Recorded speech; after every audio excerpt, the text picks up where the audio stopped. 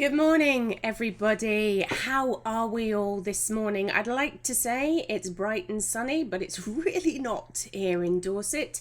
It's dull and overcast, but hopefully I will bring a little bit of sunshine into your homes today. Now, hopefully as well, if you're watching this and you're seeing it absolutely live and fine and dandy, then you've managed to navigate your way over to the Learning to Paint page, in which case, congratulations, you managed to find your way here, and hopefully others will join us too. I'm sort of kind of gabbling about this morning just to give people time to find me, because I know that there will be people that haven't necessarily remembered that we're on the Learning to Paint page now. But people sorry, I'm just reading all the comments. People are saying it's drizzling and all sorts of things. So let's see who's in the room today, shall we?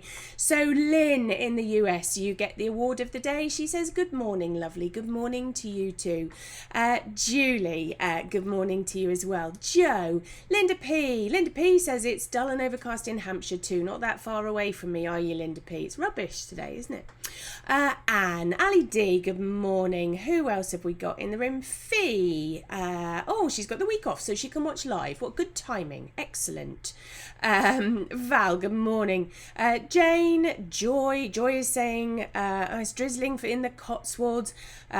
Dee, so Dee, just to introduce all of you, because we are now in the Learning to Paint page, Dee is one of our lovely new admin assistants, so I have a huge thank you to say to her, along with Kath, who I have introduced you to in the last couple of weeks. So she's lurking around in the chat this morning as well. I'm thinking she's probably supposed to be working.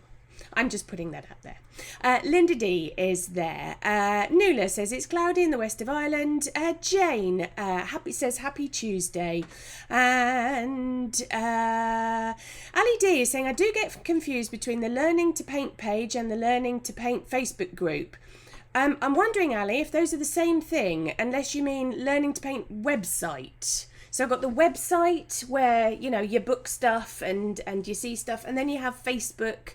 I was hoping that I'd made it easier. Perhaps I haven't. Jan, Joe, Maureen, Lynn saying it's very dull. Lizzie saying good morning from Suffolk.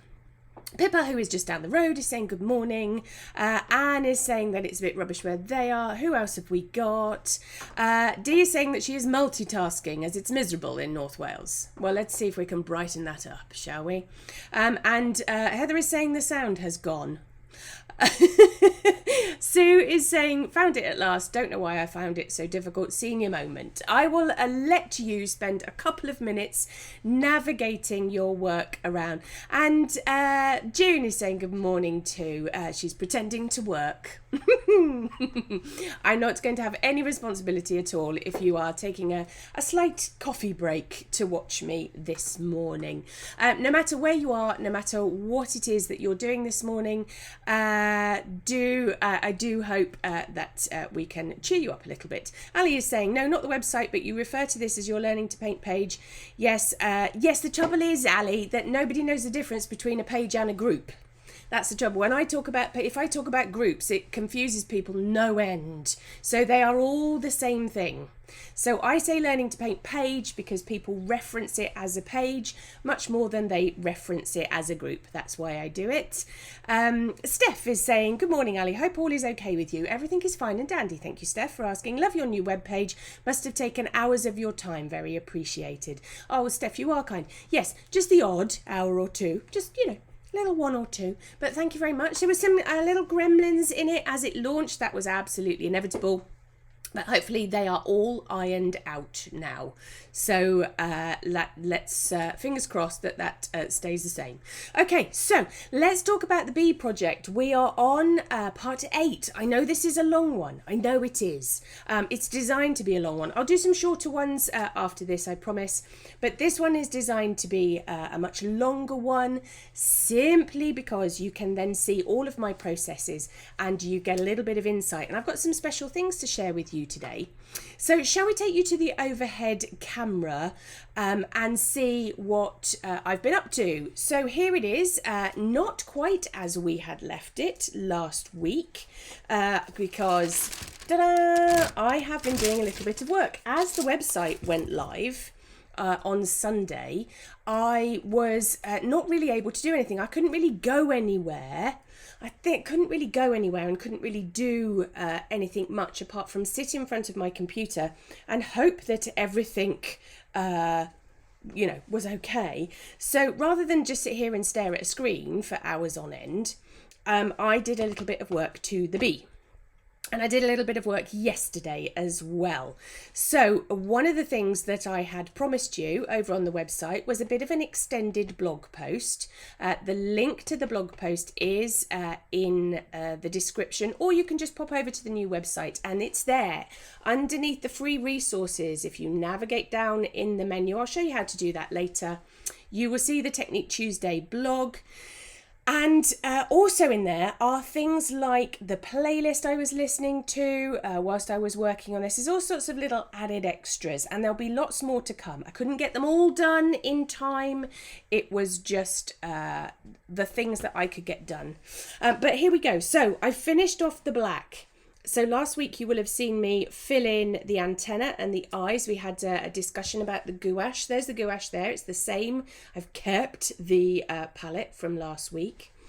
And we were talking, weren't we, about the Jane's Grey, about whether I kept some of the watercolor parts as they were, or whether I switched them out for the gouache. You may remember that underneath here was a little bit of Jane's Grey, and I wasn't particularly sure about whether I liked it or not, and so I've changed it to the velvet black gouache. And I filled in some of the other parts as well. Now the bee is not finished. It needs highlighting. It needs all sorts of things doing to it yet, but it is blocked in. And particularly over here on the legs, I've gone for the gouache with the legs that are nearest the body. And then I've kind of faded it out with the Jane's Grey as well. So I did quite a lot to it. And I did quite a lot to it so that we could have a think about these flowers today. But before I do that, I want to give you a very, very quick, handy bit of advice about what happened when I came to using my yellow. So I put the black in, and then I thought to myself, oh, okay then, I think it would be a grand idea if I used a cadmium yellow deep gouache for the yellow. I thought that that would block in really quite nicely. And then when I came to open my tube of cadmium yellow, because it is quite an ancient tube, it's not a colour I use very often, it had all gone hard. It was absolutely hard as nails in there. So that doesn't mean that it's not usable. So what I did was, let's just see if we can get it.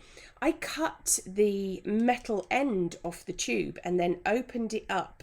So you can see it in there. It's kind of all dried and it's gone all crispy, but that doesn't mean it's not usable. What I did, let's just clear the decks over here so that to prove what I did was I tapped a few of the granules into my palette, and then I spritzed it with some water. Let's show you how I did that. Spritzed it with some water. Good morning, Jilly. Spritzed it with some water and I let it sink in for a little bit.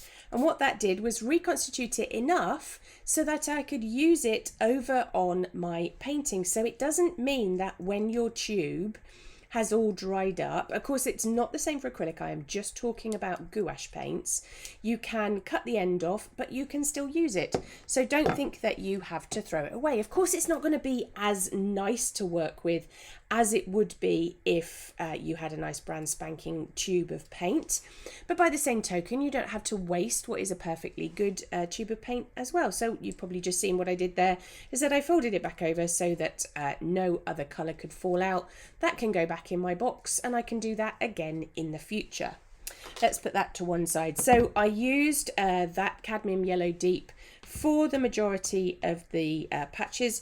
I also noticed that I'd made the odd mistake here or there. So 50 points awarded to anybody who can recognise where the mistakes are. So over here, I filled one of the petals in. Haha! No, Joe, you can't do it with acrylic because acrylic dries waterproof, unfortunately. It's gouache or watercolour only, I'm sad to say. So, yeah, I filled in one of the petals grey, so I've got to do something about that. I've also noticed that this black that I've got down here, I've pushed it a bit too far. I think it comes too far. I mean, only I would know this. I mean, I know that you're all looking at this thinking, wow, is she really that picky? Yes, I am that picky. I've got pushed the black a bit too far down. Over here, look, on the opposite side, we've got a bit of background, sunlight, cerulean-y kind of colour. And I've pushed my black too far. Now, I don't know whether I'm going to alter that because lifting that out is going to be a bit of a pain. But never mind. I'll see. We'll see what happens. I'm not going to worry about it at the moment. It's just one of those things. And then, as I discussed with you last week, what I had done was I'd sort of missed an area out. And I wanted my bee to have a buff tail because a buff tail bumblebee is one of those bees that I particularly like. Steph is asking, what is the yellow watercolour? It's not watercolour, Steph. It is gouache. It is cadmium yellow deep gouache. And to paint that little bit of buff in, what I did was mix some of that cadmium yellow deep in with some permanent white gouache, and then I've just blocked that in. So that kind of gives you a description. Now I've got some conundrums ahead of me. I still don't really know what it is I'm going to do with the wings. I am tempted to make them pearlized, but I don't want to make them glitzy, so I've sort of left those alone.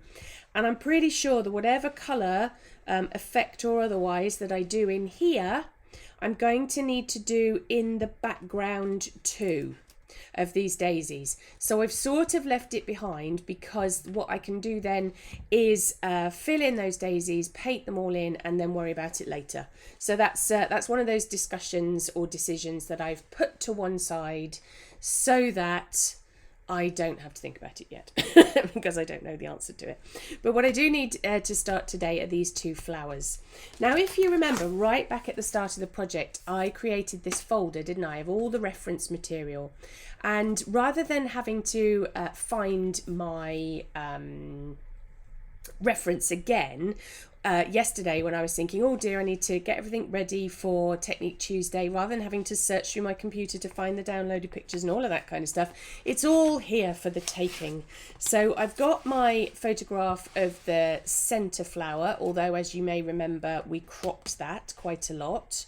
I don't think I'm going to paint it yellow. In fact, I'm almost certain I'm not going to paint it yellow, but it gives me a good idea for shading. I've got my daisies in there too, although I don't think I'm going to need those today. Let's just put that to one side. What I need are the columbines, the aquilegias, to have a good look at those, to see what those look like. Oh, there it is in black and white. Oh, there's a very weeny version of it in colour. Now, I am tempted to do that in yellows, simply because they're very, very different yellows to the very orangey biased yellows that I've got in the background. So I'm probably going to do the columbine that colour. Plus, it gives me the opportunity to mix a little bit of gouache in with it too, to give it that sort of pastel appearance. So I'm pretty sure I'm going to go for that on those. Heather's just asking, I've not used gouache before, can you explain its properties and uses please, Ali? Yes, absolutely, Heather. If you go back to some of the previous demonstrations that I've done in this project, I can give you a much more in-depth version of that. If you go back over to the blog, which I'll give you the details of the end, you'll be able to see that in detail. But basically, gouache is what's known as a body colour. So it is like a much more hefty version of watercolour. It's an illustrator's tool, so it produces a much flatter colour. It doesn't have the translucency that watercolour does, but it's fabulous for illustration and similar types of considerations because, as you can see here with the black, it gives a lovely flat matte finished. Ali D is asking, I've missed some sessions, so this may have been asked previously. Is that Two Rivers paper? Yes, Ali, if you go back over to the blog, I can't remember which one it is. I describe why I've been doing it on Two Rivers, and I introduced that piece of paper. But yes, it is Two Rivers £300. All of the bee demonstrations got transferred from the old website to the new website. So you're not missing any of those. You can go back and you can watch it right from the start. But today, what I want to think about and have a discussion with you about is this central flower. Now, I have gone backwards and forwards on my decisions about this, about what colour I do it and how I actually paint it, because there's lots of variations that I could choose. I could choose to do it in gouache so that it is very solid. I could choose to do it in watercolor, so it's got a kind of translucent effect to it. I could do it in the yellows that are in the photograph, but I think I've got enough yellow going on. So I'm actually going to choose this pink. That was one of the considerations that we had right back at the start, wasn't it? About our color choices and our colour theory and why we were doing it in this way. And this was Rose of Ultramarine. So that is a watercolour colour. Let me just fish mine out for you here. This came out of a tube, squeezed into the pans, and I'm going to start blocking in some of the colour. And what I'm going to try and do is I might block a few petals in, and then I'll show you how I'm going to work up just one of the petals today. And then I will finish that off between this week and next week, and we can start getting somewhere with this. So you will notice on our reference material how they are darker at the tip and paler towards the centre. So coming down, you can see it's darker there and makes its way paler towards the middle. And that is something that I want to emulate on my own version of it. And the way that I'm going to do that is I'm going to start with a blocked in version of the watercolour. So this is my Rose of Ultramarine. And I have got my SAA Imitation Sable number 4 here, which is actually really grubby from where I was using it yesterday. So let's give it a little bit of a clean. So I'm giving it a really good wash out in my pot of water. That is one of the disadvantages of using gouache, is that it is quite a heavy pigment. And so sometimes you do have to clean your brushes with a little more vigour. So let's give that a really good clean. Most of the colour is kind of ended up down by the ferrule, down by the metal part of the brush. So we'll give it a good old clean. Ali is saying my osteospermums in the garden are all pinks and purples. So yeah, I don't think I'm pushing the boundaries too far by my choice of Rose Ultramarine. Let's just keep that bit of kitchen roll up there. So over to my pan of colour. And I'm going to add a little bit of water to it so that I get a nice even consistency. Now, in last week's broadcast, we talked at length, didn't we, about rolling the brush in the colour. If you think that that's going to be useful to you, go back, watch part 7 over on the blog. I'm going to add a bit more water to that so it's a little bit thinner. But there we have it, exactly as we discussed last week. All of the bristles of my brush, including a small little dog hair at the end, are covered in pink. And all I'm going to do for the time being is block this in. So we'll take this colour, we'll start at the end of our petal. I might do a little bit of blending out just to give myself a bit of a head start. So I'm going to pop my brush into the water. I'm not rinsing it out. All I'm doing is picking up a little more water. I can control that water on my kitchen roll. And then if I pull that colour down, let's repeat that process into the water, control it, make sure that I haven't got too much on there, pull that colour into the centre. And then what I've got is a fairly well graded, it is harder to do on Two Rivers, I will let you into that little secret. To do that blended out graded wash is trickier to do on Two Rivers than something like Saunders Waterford or Milford, for example. Now, there'd be absolutely no point in me doing this petal right now, because if I do that petal right now, it's going to run into that one, and I don't want that. So let's repeat the process over here on this one. I'm doing the left-hand side ones because I'm right-handed and I don't want to shove my hand back in them. So let's pick up some colour. Let's make sure I'm absolutely in control of that colour as it goes down.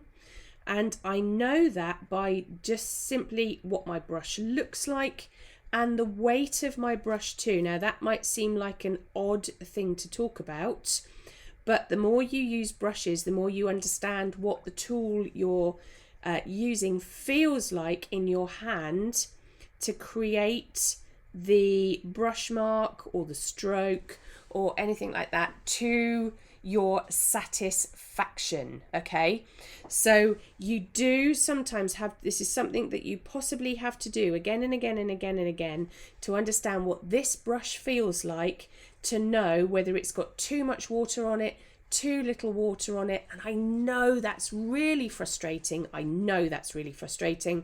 But it is practice, like anything, like having a knife or a fork in your hand, having a pen in your hand, having a garden implement in your hand.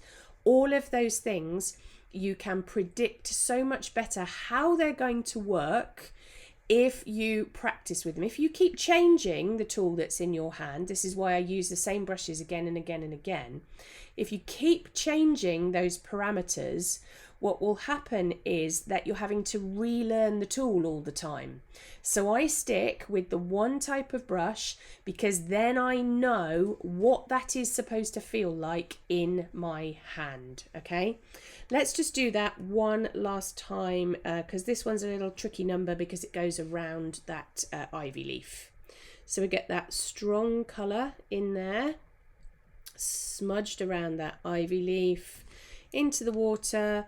Make sure that I control it on the kitchen roll, pull that colour down, bit more water, pulled back in. Ooh, I've missed a bit, pulled back in. That's a bit too much water. I don't want a cauliflower occurring.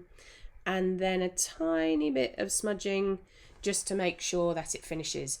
Now, because this is a glazing technique, this isn't my normal slap it on and worry about it later technique. This is a very carefully controlled technique. This does require a bit of practice and it does require a bit of patience, unfortunately. So I've got to put a layer of colour down and then I can go back into it to render it, to manipulate it more than I would like to. Lynn is just saying, a prelude to the conversation for today's All Aboard Artists meetup. Yes, All Aboard Artists, this is your call for your meeting tonight where we talk about brush shapes and sizes and why I don't like them. So, bit of a blast with the heat gun. Let's just give that a bit of a warm up. Ooh. Cobweb on the end of my heat gun. That's not a good sign, is it? There we go. That's relatively dry. Do be careful when you are heating up your piece of watercolour paper with artificial means because you don't want to be painting back onto that while it's still warm, because your paint is just going to dry way too quickly and you're not going to be able to manipulate it in any way at all. So yeah, that'll do. What I'm going to do, I have lots of kind of roots out of this. I could put a little bit of dark, a little bit of Jane's Grey in with my Rose of Ultramarine if I wanted to get that slightly deeper tip, but I'm not going to do that. What I'm going to do now is over the top of that, I'm going to pick up some colour in really, really strong form. So that's quite a intense consistency, and I'm going to go back into these flower petals just at the tip there, and I'm going to dot a little bit of colour. You'll see why in just a second. Dot a little bit of colour down, take my brush, control the amount of water, and then just put the tip into those little dots of colour that I'd laid down and smush those. Smush being a very technical term. Pull it down into the centre. So now what I've got is a lovely, lovely deep colour at the end, and I can pull that down a little bit, kind of wet into wet. Lynn, good morning, Joe. Lynn is asking, with the heat reference, is hot warm water bad for your watercolour brushes? I often wonder when I'm cleaning them. The only good thing to be said, Lynn, is if you are using pure Kolinsky sable brushes, then they act a little bit like your hair does. So if they get a bit bent out of shape, you can get the point back on them by running them under a warm water tap, and then they'll come back to the point again. I don't think in terms of normal washing. I always use cold water, but that's just because I can't be bothered to wait for the warm water to heat up, really. Right, let's get a close-up camera in, because I want you to see that petal in close-up where I've got the really strong colour now faded out into a much paler colour. So you can see much stronger at the tip, coming all the way down. This is not how I would normally work. Of course, ordinarily I would get them all in the same, then I would go back in and I would make them all deeper, and then I would go back in and do what I'm about to do. So hopefully you can see that a bit better. I need to give that another heat up. Let's get that on. And the colour does dry back quite significantly on this Two Rivers paper. So you do have to be mindful of that if you're going to use it. There we go. So again, I need to wait for that to go cold. And then I'm going to really push the boundaries of this. So what I'm going to do is I want these to be considerably paler as they come to the centre. I don't want it to just be a paler version of this colour. I actually want it to have a bit of body. So my gouache is going to go back into that. Morning, Tricia. Lovely to have you here. Please don't apologise that you can't stay for long. It's nice to have you here for as long or as short as you can make. So there goes my bit of white gouache over here in my palette. Let's bring it into shot for you. And let's get a little bit of water into that. So we want that in our single cream, double cream, somewhere between the two, consistency, depending on the brand of cream, obviously. So let's mix that up. Oh, excuse me. And then what I don't want to do is shove my brush that's very heavy with gouache pigment into that rose of ultramarine. That dog hair is determined. Dog hair, cobwebs, I've got all of nature against me today. I don't want to shove that into there, otherwise I'm going to contaminate that watercolour. So I'm going to give my brush a really, really, really good wash out. Morning, Janet. And then I'm going to go into that pink, roll my brush into it to pick it up, and then it can go into my white. Now, actually, I think that's probably the perfect colour. I'd love to say that was skill and precision. Sadly not. That was just serendipity. My husband thinks that it's very unprofessional of me when I call it a happy accident, so I've started calling it serendipity. Dear. Right, let's add this kind of white version back in to make the base of those petals a little more solid. And this is a bit of reverse engineering, really. So I've got my solid colour in there. I can wash my brush out, giving it a really, really good rinse. Make sure I've got control of the water on my bit of kitchen roll, and then fuzz out where that gouache meets the rest of the watercolour. And what I've got now is a very beautifully graded from strong to pale version of my petal. Let's get that camera in so that you can see it nice and clearly. It's given it a sort of slightly pinkier, heavier tinge. But if you compare it to the one next door, it looks much more solid. There are probably other things that I am going to do with that, but that's all going to come in the detailing that I do right at the end. All I am after at the moment is to get everything blocked in. So that is how I'm going to progress with that flower in the centre of my bee. And actually, looking at it now, I'm really pleased with the way that those colour combinations are coming together. There's still a long way to go, obviously.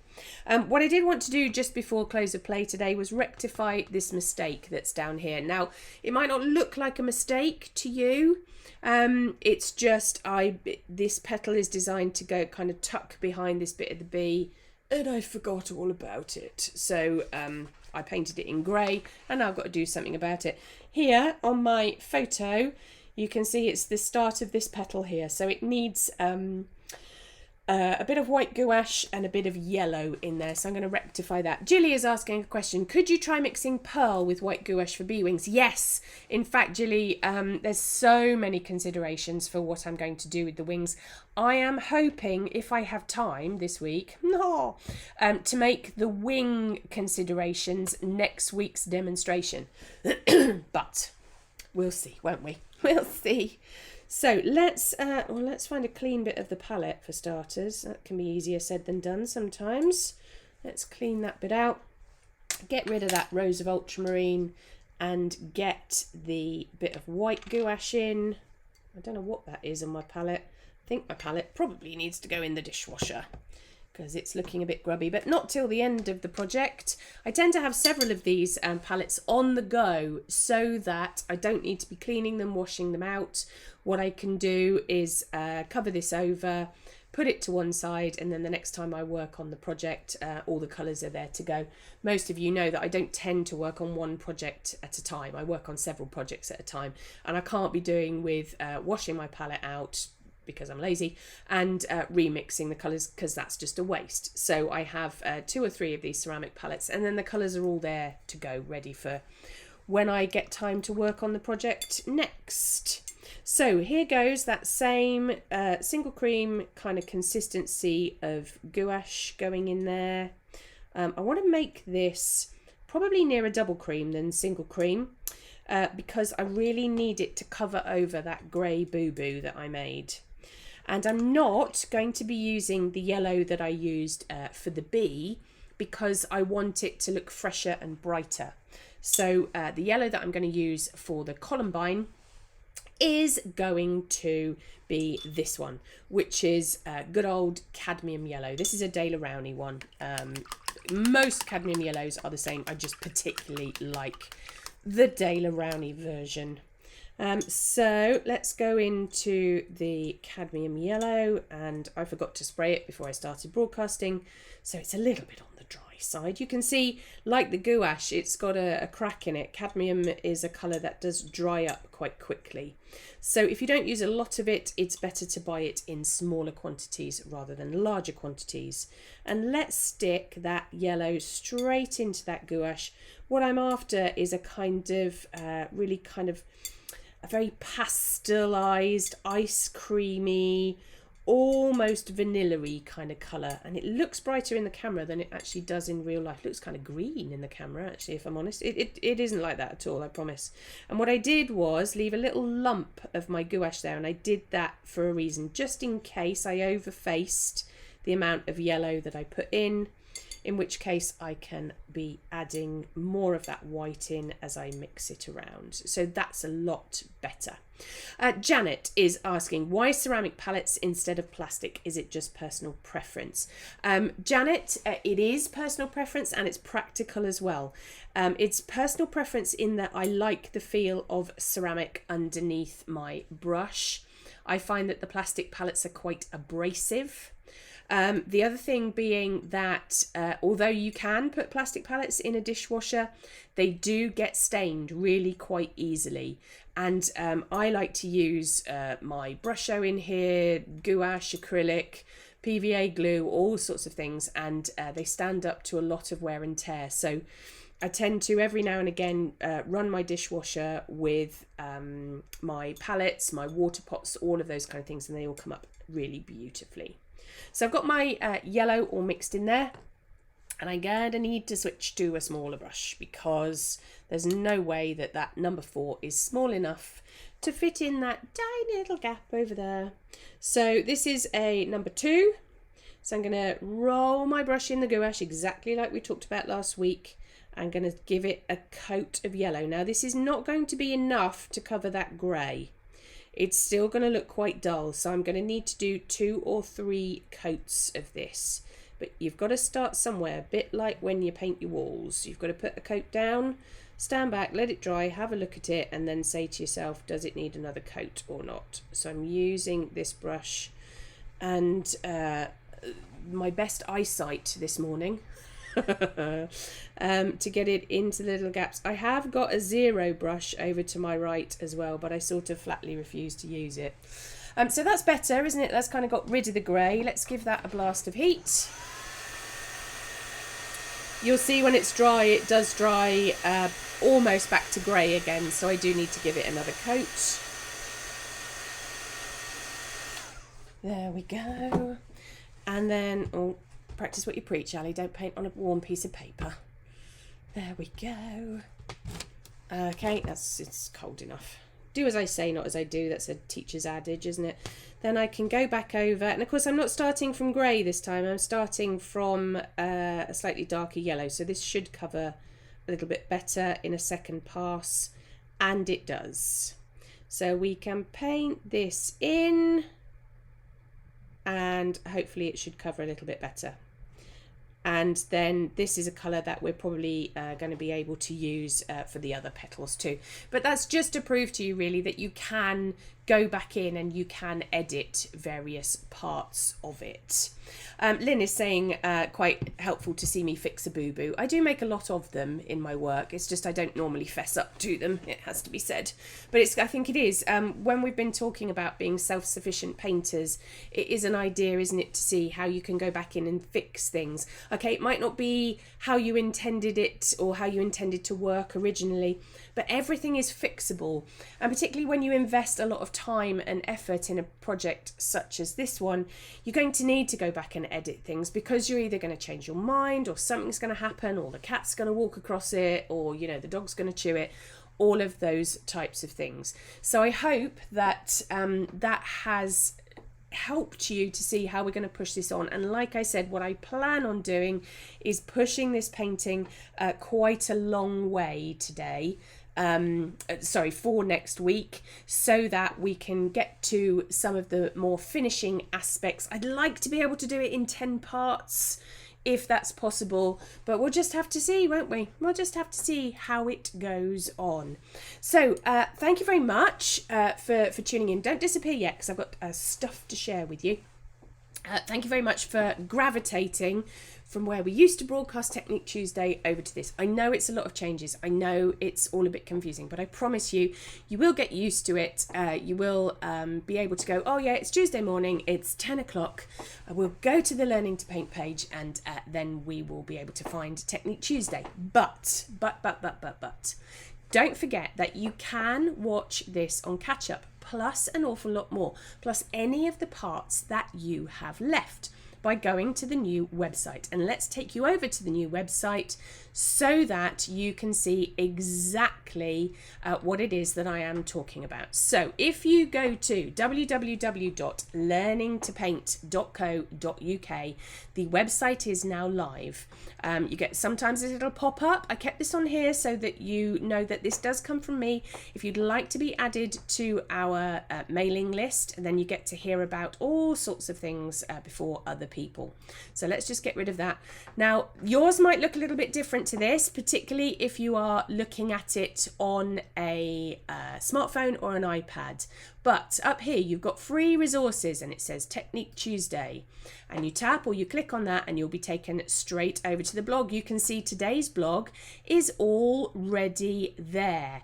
You can, it says read more, look. So you click or you tap on that. Now, obviously, if you're watching this live, the video is missing from there at the moment because I've yet to upload it, but you can see what I was listening to over the weekend. You can read a little bit more about some of the things that I'm doing, and then if we go back, then you can get back to the main website and there's lots of things there. The inspiration page, the learning pages where you can sign up for classes.